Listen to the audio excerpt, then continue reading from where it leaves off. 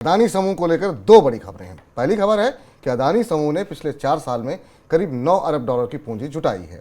जिन निवेशकों से पूंजी जुटाई गई है उनमें Qatar investment authority, total energies international holding company और जीक्यूजी पार्टनर शामिल हैं। टोटल एनर्जी ने अप्रैल 2019 में अदानी टोटल गैस और अदानी ग्रीन एनर्जी में 3.3 अरब डॉलर की पूंजी का निवेश किया था। दूसरी खबर यह है कि अदानी कैपिटल को बेचने की तैयारी हो रही है। करीब 2000 करोड़ रुपए में अदानी कैपिटल को बेचने के लिए कई निवेशकों से बात की जा रही है।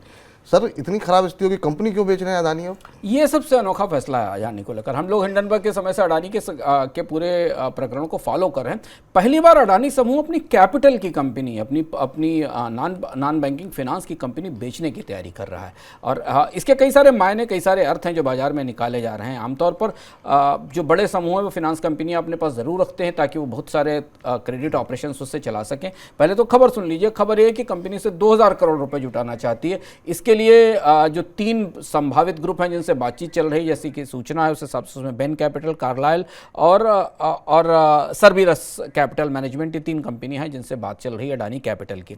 अडानी समूह की तरफ से कहना है कि वो अपने आप को नॉन कोर कारोबार से बाहर निकाल रही है और अपने खास जो फोकस वाले काम है उनमें निवेश करेगी। तो फोकस वाले कामों में अडानी विल्मर, अडानी इंटरप्राइजेज है या पावर जैसी परिस्थितियां हैं।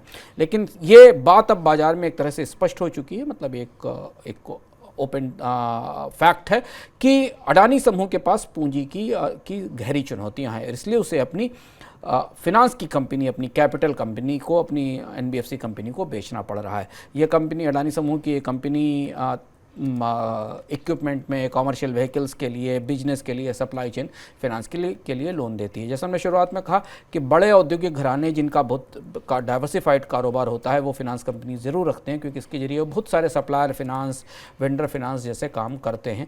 और अब जबकि एक और इसमें बात दिलचस्प देखने वाली है विपुल, कि अब जब एनबीएफसी कंपनियां एक नए अवतार में डिजिटल और फिनटेक के साथ आगे आ रही हैं, हमें दिख रहा है कि कई सारी कंपनियां, जैसे रिलायंस की चर्चा भी हमने की, विपुल ने आपको बताया कि रिलायंस जियो फाइनेंस का डिमर्जर होने वाला है, जिसको लेकर बाजार में काफ़ी चर्चा है। ऐसी स्थिति में अडानी समूह को एक पोटेंशियल क्षेत्र से, एक बड़े क्षेत्र से जहाँ अच्छी संभावनाएं, वहाँ से हाथ खींचने पड़ रहे हैं, क्योंकि कर्ज का बोझ बुरी तरह लदा हुआ है और किसी भी तरह से हिस्सेदारी बेचकर पूरी कंपनी बेचकर पूंजी जुटाने की कोशिश की जा रही ताकि कर्ज चुकाया जा सके।